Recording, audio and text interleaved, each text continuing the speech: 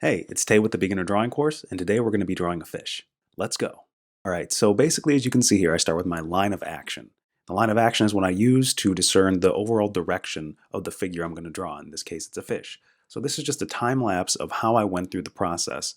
Basically, I get my simple shapes in place first, and then I just lower the opacity on those. We want a basis to work from, kind of like sculpting a maquette or having, just a framing for a house. You want to know where all the pieces are going to go, so you put in some framework. So once you have that framework, you can begin to lower the opacity and just kind of go over the entire figure. And what the framework does is you create the basic shapes so that you can do the more complicated shapes over it. Because if you try to do the complicated shapes right away, it oftentimes just doesn't end well. So you want to start with that simple foundation. I teach basics, in my beginner drawing course, how to do cylinders and prisms and rectangles and cubes and spheres and all that good stuff because it really helps you to, draw on the form and make things look dimensional based off of just a line. So you strike that initial line and then you start to pull shapes around that line. You imagine that's just the path you're going to be taking, and then you start to create three-dimensional shapes around that.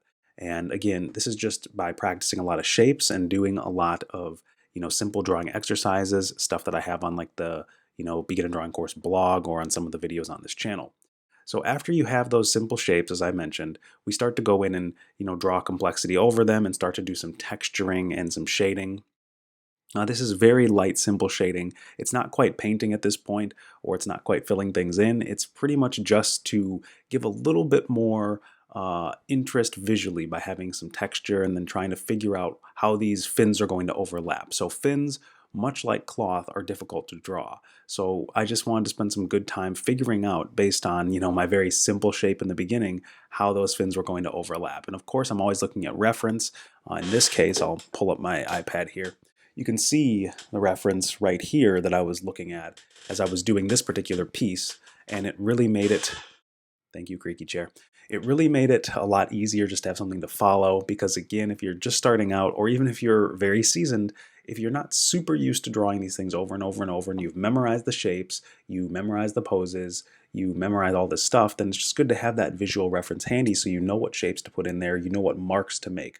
A lot of drawing is simply mark making on the surface of your shapes, which is a fancy way of saying you're etching or doing a quick flick or some kind of movement that will give you the ability to denote something like a scale, or draw a quick shape like an eye.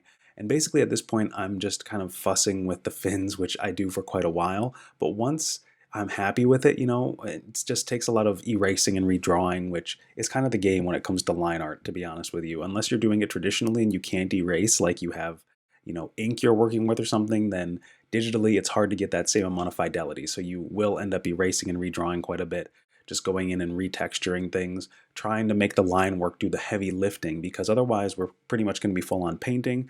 Now, if you guys want painting tutorials, I can give those to you too. What I'm going to do here in a minute is actually a lot simpler. It's not really painting per se, it's more of like a strong drawing basis with a couple large brush strokes. I mean, it is painting, but to me, painting is a lot more involved. So this is still very drawing oriented.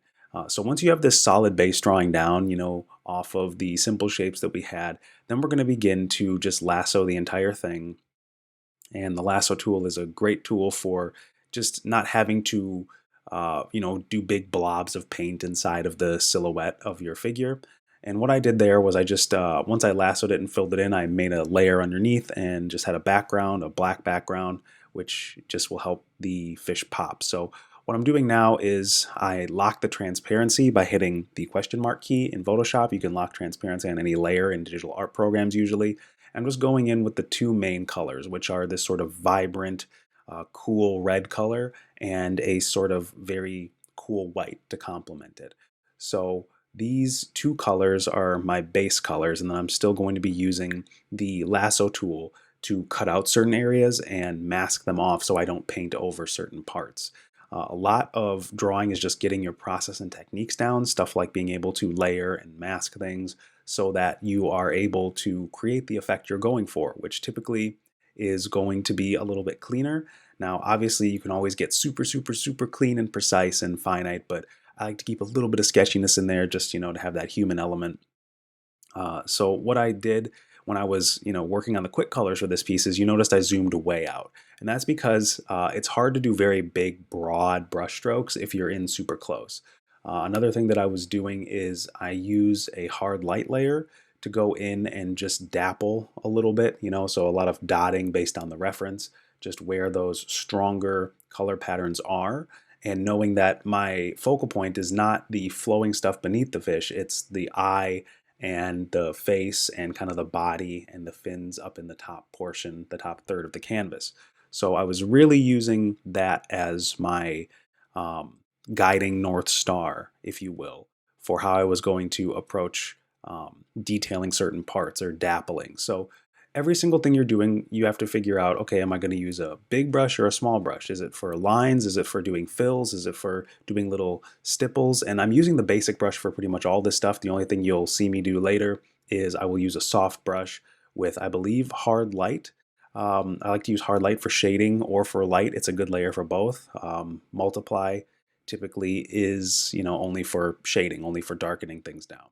Another thing I'm doing here is I'm smudging a little bit, and you see me just going in, smudging, and using a Gaussian blur, which gives a nice bloom effect. So you see this a lot in video games. You see this a lot in, when light is so strong that the photons are kind of radiating off of it. That is what the bloom effect does. And these are all kind of more intermediate to advanced techniques, but the basis, the beginning to end process I like to show you on this channel is just to have those solid foundations in place. All the stuff I teach in either the Art Maxion bundle, which is 57 gigs of tutorials, paintings, drawings. It's everything I've ever made over the last 10 years. Or you can just get the beginner drawing course and learn the fundamentals. So at this point, it's just about having a little more fun, drawing some bubbles and adding some highlights and really helping things pop a little bit off of that dark background. You got to have a good YouTube thumbnail or nobody clicks it.